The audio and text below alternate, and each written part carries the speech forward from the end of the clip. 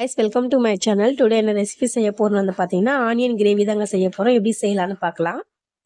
அடுப்பு ஆன் பண்ணி கடாயை வச்சு எண்ணெய் ஊற்றிக்கோங்க. எண்ணெய் ஹீட் ஆன பிறகு ஒரு ஸ்பூன் அளவு கடுகு சேர்த்து, கடுகு பொரிஞ்ச பிறகு வந்து பார்த்தீங்கன்னாக்கா சின்ன வெங்காயத்தையும் பெரிய வெங்காயத்தையும் கட் பண்ணி பொடி பொடியாக இது கூட சேர்த்துக்கோங்க. சேர்த்து நல்லா மிக்ஸ் பண்ணி விட்டுக்கோங்க. எண்ணெயில் நல்லா நமக்கு வதங்கணுங்க. இது கூட வந்து பார்த்தீங்கன்னா ஒரு ஸ்பூன் அளவு இஞ்சி பூண்டு விழுது சேர்த்து நல்லா பச்சை ஸ்மெல் போகிற அளவுக்கு வதக்கிக்கோங்க. 2லேருந்து 3 தக்காளியை மிக்ஸி ஜாரில் அரைச்சி இந்த மாதிரி சேர்த்துக்கோங்க.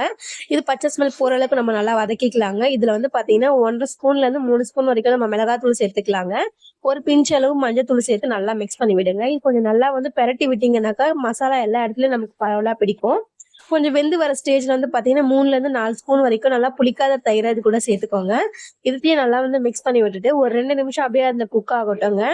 அப்படி குக் ஆகி வரும்போது பாத்தீங்கன்னா தயிரும் எண்ணெய் மசாலா எல்லாமே தனியா பிரிஞ்சு வரும். அந்த ஸ்டேஜ்ல 1/4 கப் அளவு தண்ணி சேர்த்து நம்ம நல்லா கொதிக்க வச்சுக்கலாங்க. ஒரு கொதிக்க வச்சு ஒரு கிளறி விட்டுட்டு இது கூட வந்து தேவையான அளவு உப்பு சேர்த்துக்கலாங்க. உப்பு சேர்த்து இதை மூடி போட்டு ஒரு 10 நிமிஷம் கொதிக்க விட்டு எடுத்தீங்க அப்படின்னாக்கா வந்து பாத்தீங்கன்னா நம்மளுடைய ஆனியன் கிரேவி சூப்பரா ரெடி ஆயிடுச்சு பாருங்க. இது மேலே வந்து கொத்தமல்லி தலையை தூவி நீங்க இறக்கிடலாங்க.